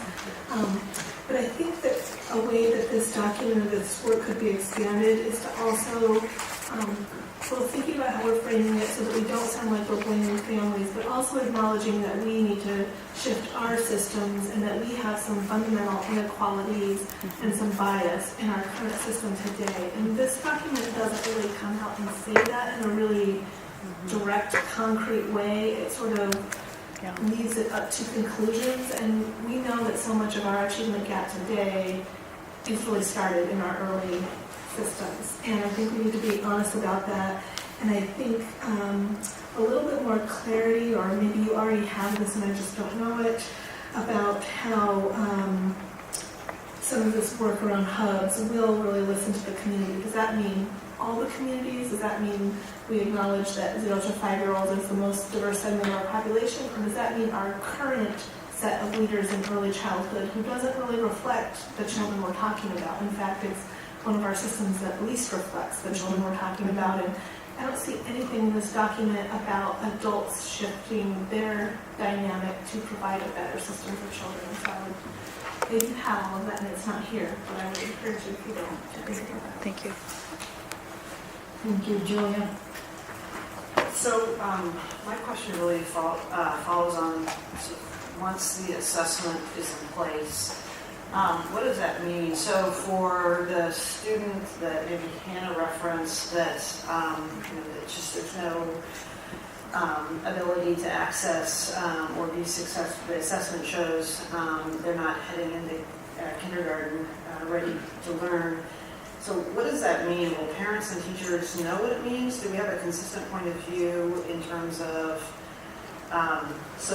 if this is what the assessment shows this, therefore this will happen in a consistent way versus being left to an individual teacher or a school building or a school district to make those that call and to build the support network? Yeah, it's a great question, and I think there are two levels of answers, and Jada and Rob can be more articulate about this than I can, but one level of answer has to do with what's next for the individual child, which is really, it's that moment in time of interface with the kindergarten teacher in the kindergarten setting about what that child's unique strengths and capabilities are or are not, and how that gets supported in an individualized way in the classroom as he or she enters kindergarten. So there's the individual piece, which I think is the handoff to the K-12 system and the kindergarten teacher. There's the what have we been effective at doing, partly to Nicole's point. What have we been effective at doing and not doing in preparing that child? And that's the look back that was very critically important to the Early Learning Council as we put this in place, that we want to be able to look back at and this then connects to the data system, right? We want to be able to look back and see what went into shaping the experience of that particular child who maybe isn't fully prepared, so that we can see what made a difference or didn't make a difference in their early learning experiences. So if in theory, the look back is going to inform and change practice so that you have growing numbers of students who are ready, able, and to engage. So you're reducing the number, but then I guess you're still going to have a set of students who are going to need support. And just the question is, that handoff is, are teachers prepared for the handoff? And if they've been given the supports and the tools to basically accept the handoff once it's happened. One thing I would say about that, and Rob, when he was superintendent of Tiger Tarleton, was certainly a leader, but for many of us doing response to intervention, that means the second we know where the child is, we bring the intervention to the child that they need so that they can meet or exceed standards. So it's a very different way of doing things than we used to. We used to let kids, and then if they didn't get it, we would refer them to psychologists, and we would wait till they could test them. So I do think in the K-12 system, we've put some measures in place. Most districts that can really take the child where they are and provide what they need. If they're behind, our job still in kindergarten is to get them caught up, and I think there's structures that help us do that, from kids coming and getting after school to coming in early to having a second dose of basic skills, reading or reading readiness, whatever they need. So Rob, do you want to mention anything of that?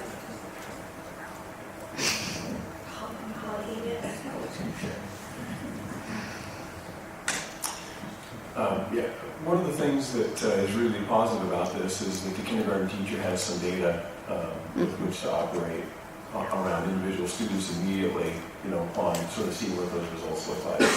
And there are some districts who use various tools to do that, and there are some districts who do not do that at all. One of the things that has been really successful around the state is the rollout of the response to intervention model, which really is what educators would call multi-tiered instruction, so a multi-tiered instructional approach where we're able to identify, here's the skill set that this student brings, and here also we're able to identify kind of a lack of skill set as well, and then we're able to individualize and focus instruction specifically around what that individual student brings to the table or does not.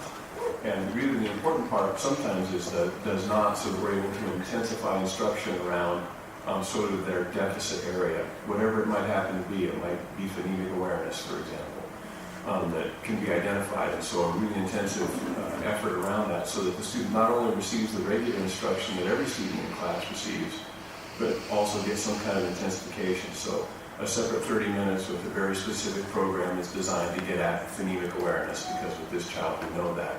The other thing that can happen oftentimes with kindergarten teachers is that they'll see that in this class of, hopefully 22 kids, in this class of 28 kids, they're able to say, there is a pretty good deficit in this area, and I can tell that after giving all these students,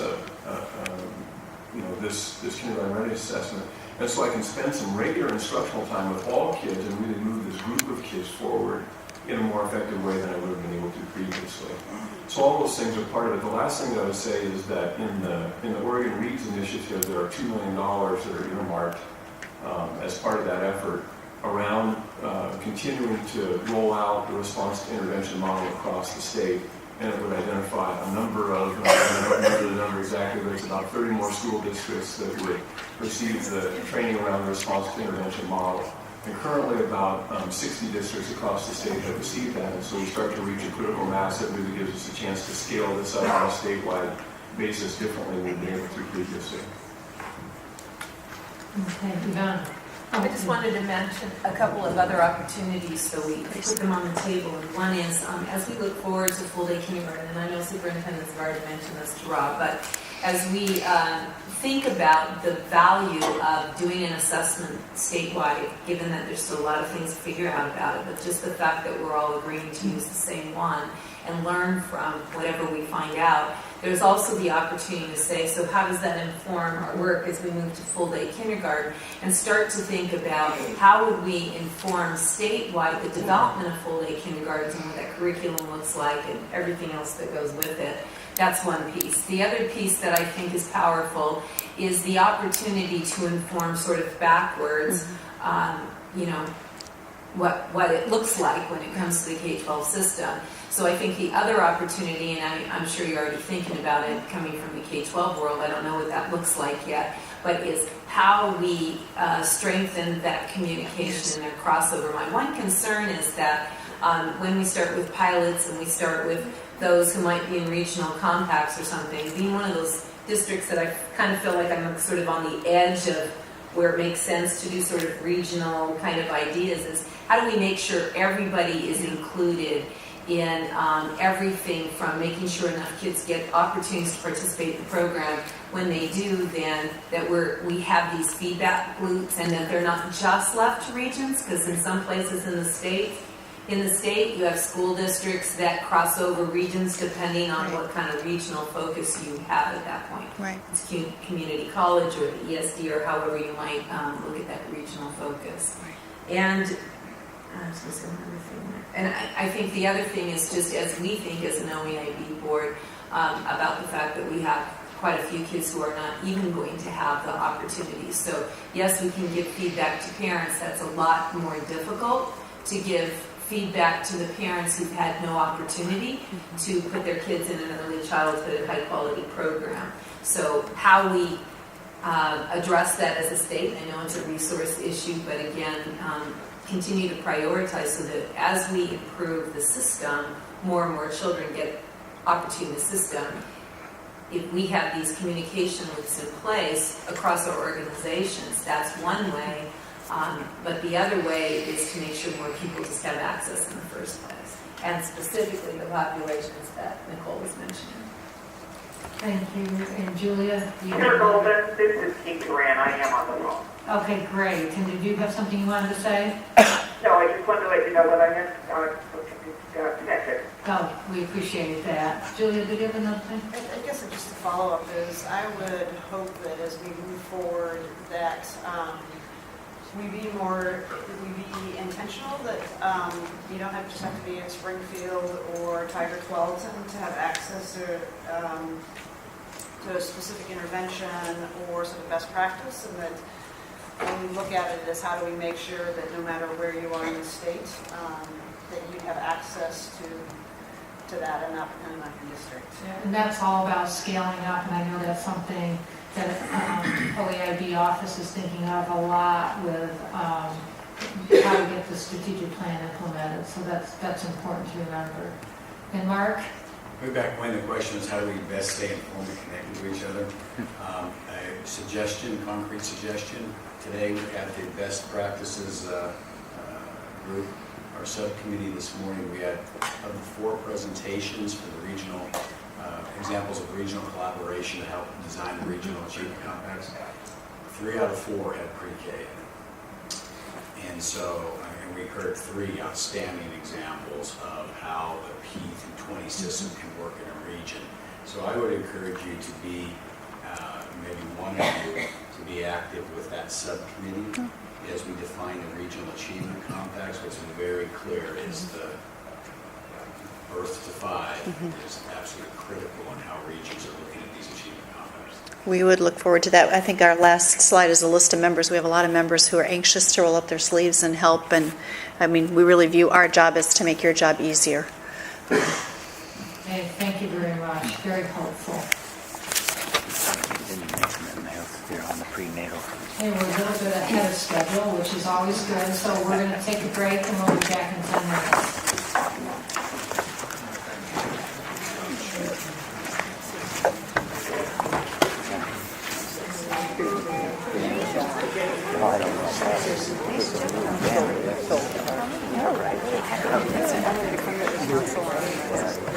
Oh, good. That'd be good. That'd be really good. Where do you find the results of the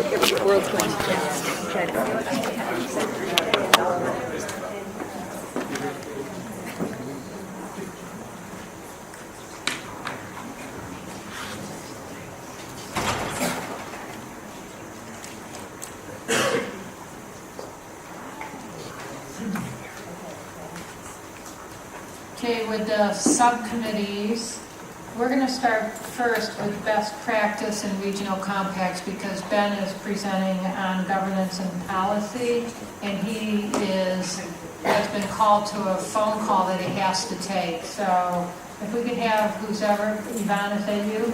That'd be great.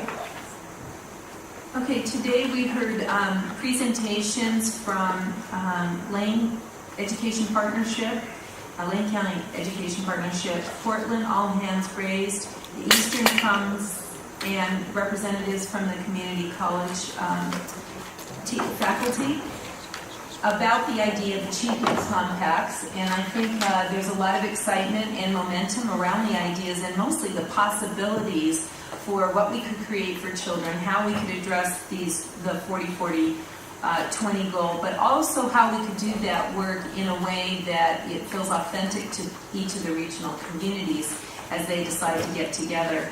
Our hope in asking for this invited testimony was that we would get some information as a best practice committee around maybe the sort of key elements or what we might put in RFPs or thinking about pilots and how dollars could be spent. We just wanted to start the thinking about that process. By the end of the meeting, I think we realized that there was just a wealth of information in those already started initiatives. Some of them have a few years of experience already. And of course, we said, why would we reinvent the wheel when we have such great examples already in our state? So I think there is an interest on the part of the committee to have a longer conversation that would be more of a conversation. Today was presentations. We didn't have enough time for the conversation. So we'll be working on a structure, probably some additional time. Not exactly sure how that will roll out because we just thought about it right before this meeting. But what I think we'd like to do is invite those partners who already have some experience to help us identify what are the important elements, what should we pay attention to, and how could we just learn from the work that's already there.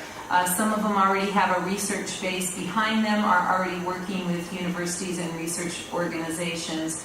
And I think the piece about including best practice and how we use data and measure our progress within those regional compacts would be really helpful to know all of that up front, as much as we could anyway. So that's our plan for the next step. Thank you. Okay, so now I saw Ben was back, so we'll do governance and policy. Great. I'll do it from here, and then Seth, if I cue you, we can use the slide. So Matt Donegan, did Matt happen to join by phone? Matt, are you on the phone? I don't think I heard that he was there. He had something come up today.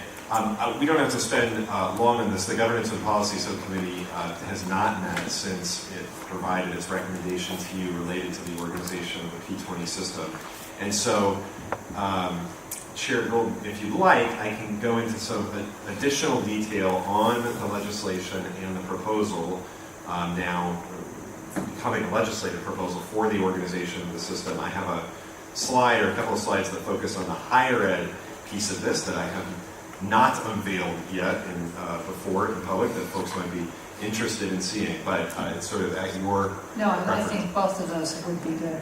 All right. In that case, let me just walk through the organizational changes that we're proposing. Before I do, we're talking organizational design. It's a pretty dry and disconnected to potentially disconnected to the things that this board has spent the first part of the meeting, I think, is really importantly focused on related to student success and the strategic plan. So let me just recall for you the goals that over a year ago now, this board adopted related to the organization of the P20 system, really the purpose of this work, and try to situate our proposal in that context. This board said that the P20 system should be organized around fewer boards and state boards and commissions than it is today. It talked about freeing up resources for teaching and learning, so fewer resources were being dedicated on the state infrastructure and more into classrooms where they were directly impacting the students. It talked about strengthening P20 connections across the continuum, obviously a fundamental principle for this board's work.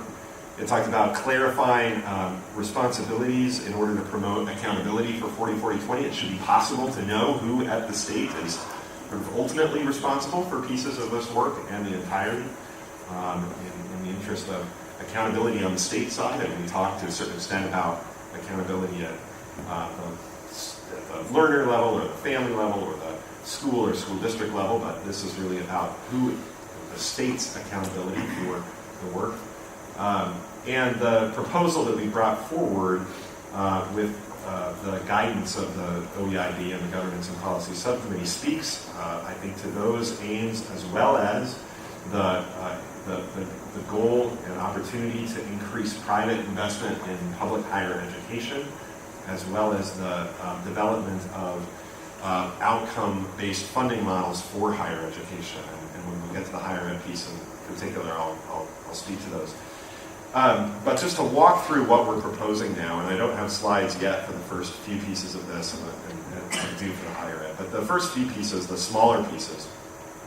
First on early education, you'll recall that the governor's budget, and the proposal from the Governance and Policy Subcommittee proposes the creation of a division, an early education division within the Oregon Department of Education that would house most of the state's staff who do early education work. In practice, this would mean, if it became law and budget of the state of Oregon, in practice it would mean that state early education workers who today are housed within the governor's office, actually, as well as within the Department of Employment and the Child Care Division, would move to ODE and join the early learning staff there within a division run by JADA to oversee and directed by the Early Learning Council to oversee our early learning work in conjunction with the OEIB. So that's the early learning piece. We have a bill we're developing, working with the House Education Committee, as I mentioned this morning, chaired by Representative Gelser, on a bill that would accomplish those ends. Secondly, the Youth Development Commission and Youth Development Division. The proposal here is just as we're moving early learning or proposing to move early learning within the Oregon Department of Education, we propose to do the same for our youth development staff under Iris's leadership.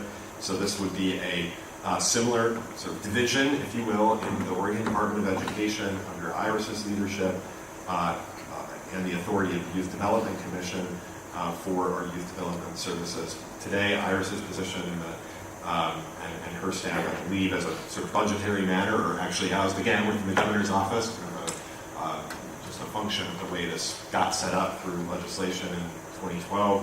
But that was, I think, understood to be a transition to an ultimate resting, I shouldn't say ultimate resting place, ultimate residing place. We hope not resting place, ultimate home in the Oregon Department of Education. So if you pause there and imagine an Oregon Department of Education, and we'll get a slide on it at some point soon before we go in front of Ways and Means and various legislative committees, but you imagine an Oregon Department of Education with an early learning division headed by our early learning director, Jada Rupley, a youth development division headed by Iris Bell, and our K-12 division, Rob and his staff, Rob as deputy superintendent overseeing the entire division, and the respective boards or councils, the Early Learning Council, Youth Development Council, and the State Board of Education, all overseeing their respective pieces of work. Before I leave ODE, the sort of third proposal that the Governance and Policy Subcommittee brought forward was to put the State Board of Education, on which Dr. Henry serves, and Rob obviously works very closely with, put that Board of Ed in an advisory position to the OEIB, just as the Early Learning Council and the Youth Development Commission and the Higher Education Coordinating Commission, under law, have a connection to the OEIB, advise the OEIB on, for example, achievement compacts, outcomes, and investments. We would propose that the State Board of Ed should do so as well. At the same time, we're making no proposals about changing the authority of the State Board of Ed for rulemaking in K-12. That's not our intent that the OEIB ultimately oversees or becomes the appellate board for K-12 rules related to charter schools or school buses or interdistrict transfers or the whole host of K-12 issues that the State Board of Education deals with on a monthly basis in great detail. But for our work, the OEIB's work, it felt right to put the State Board of Education into an advisory role there. We use the statutory language that connects the ELC and the OEIB as the template for the connection we propose between the State Board of Ed and the OEIB. Okay, so let me just do higher ed, and if you pull up the... Okay, so for people on the phone, I know we did receive an email about it's tough when you don't get these slides ahead of time. So Ben will do the best he can to explain that, and we'll make sure a copy of that stuff goes out to you after. So I apologize. These are hot off the press. Hits. They have not been out in the world until just about this very moment. If you go back to go to the third. So go ahead to the next one.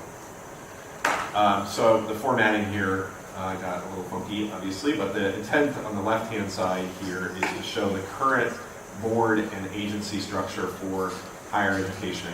It probably goes without saying that it is more complicated than this. This is a somewhat simplified representation, but you'll see that we have an OEIB that is in connection with a new higher education coordinating commission, both of those new in 2011. We have a Board of Education, the State Board of Ed, that I'll work from right to left here. A State Board of Ed, boards here signified by the dashed ovals. A State Board of Ed that's responsible for establishing policy for community colleges and their role in our P20 system. And the agency support for that, and the key, I guess, is on the previous slide, but the colored boxes here are agencies or administration. And the agency support to the Board of Ed and its oversight role for community colleges comes from our Community College and Workforce Development Department that CAM runs. Similarly, we have an Oregon Student Access Commission with responsibility for a whole host of activities related to college access, including operation of the Oregon Opportunity Grant and other financial aid programs. And that administration, which confusingly is called the Oregon Student Access Commission, as well as the commission, is there in the red box. And then finally, we have obviously our university system. The oversight of the university system comes from the Board of Higher Ed, which operates through the Chancellor's Office and the Oregon University System, the blue box, to operate and oversee and operate the 7 Oregon public universities.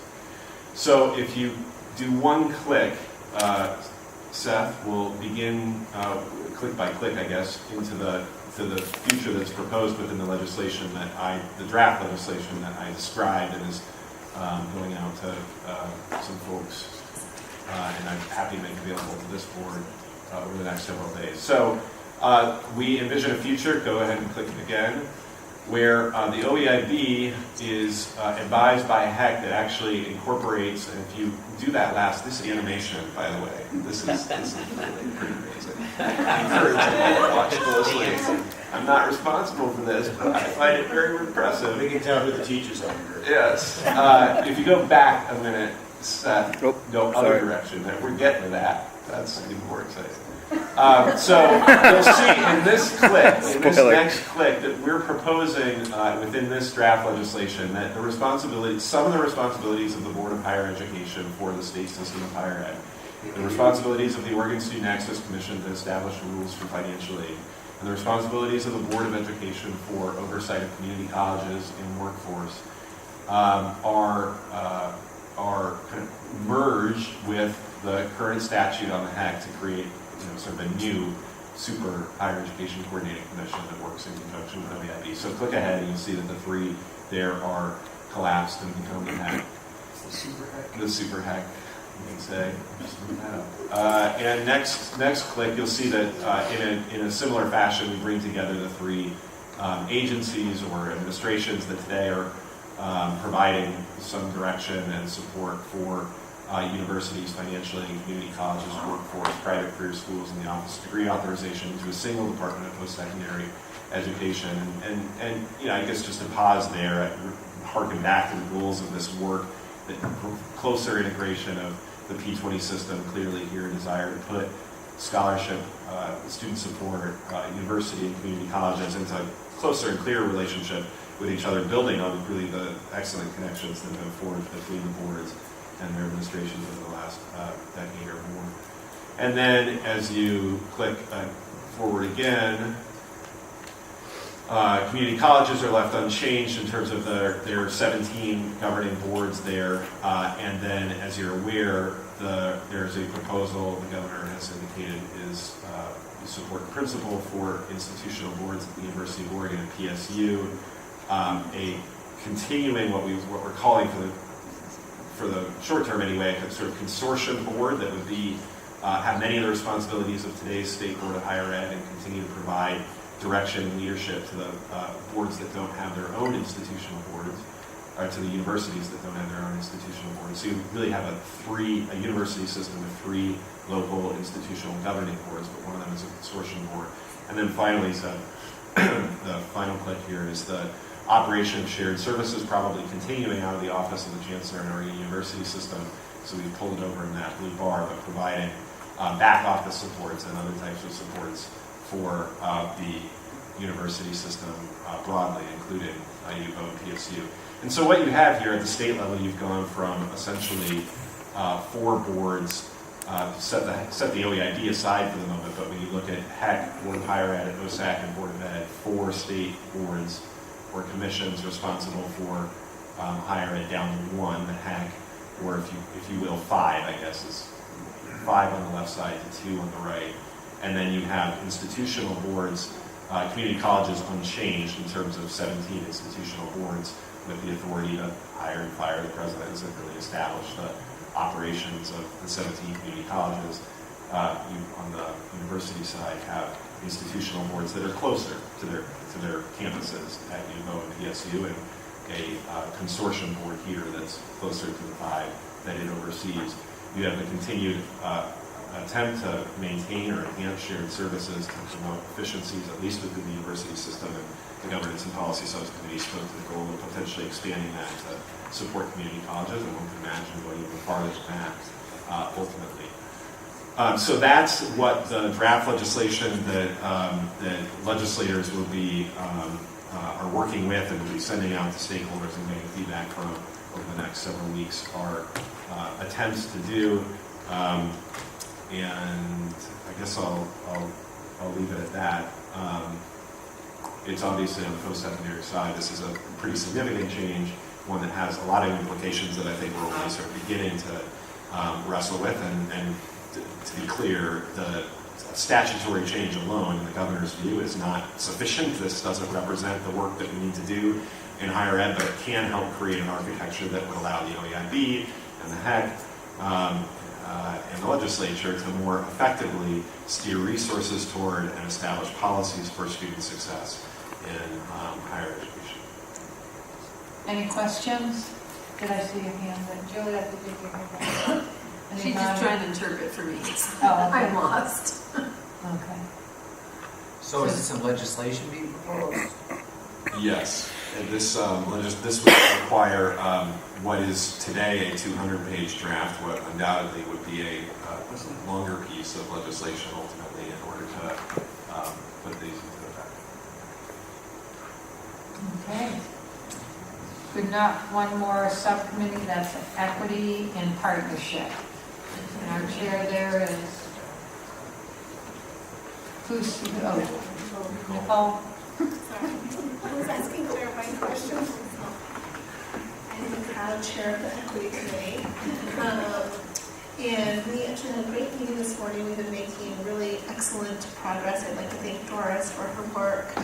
Today we had a chance to actually go through and vet a draft equity lens document that included a shared belief system, several belief statements, and some other pieces, including sort of definitions and how that lens might be used. We had a pretty long, robust conversation about not just the equity lens, but how we might use it as a tool to sort of support advancement on the ground, and we're sort of trying to be very cautious that we don't have just a lens that isn't implemented and isn't something that people actively know how to use. So we are proposing bringing our best completed work in March for review, and also taking the remainder of this month and up until April to take that draft equity lens around and meet with a variety of stakeholders, including the superintendent's group, the Association of School Boards, community groups, and really make sure that we hear some input about it and how we could ensure that it's framed in a way that's really usable for them. We will be asking for time on the agenda for our March OEIB full meeting to not only invite speakers from the Coalition of Communities of Color to sort of frame the opportunity, and then we'll be inviting this whole committee to give direct feedback on our proposed draft, and then we will hopefully bring something in April that this full board can adopt. Okay. Thank you. Any questions? Okay, with that, at this point, we have no one signed up for public testimony. So unless there's any last minute questions, okay, I'm going to adjourn this meeting. Go, Jim. How about that? 3:30, right? So, this is usually. Hey, how are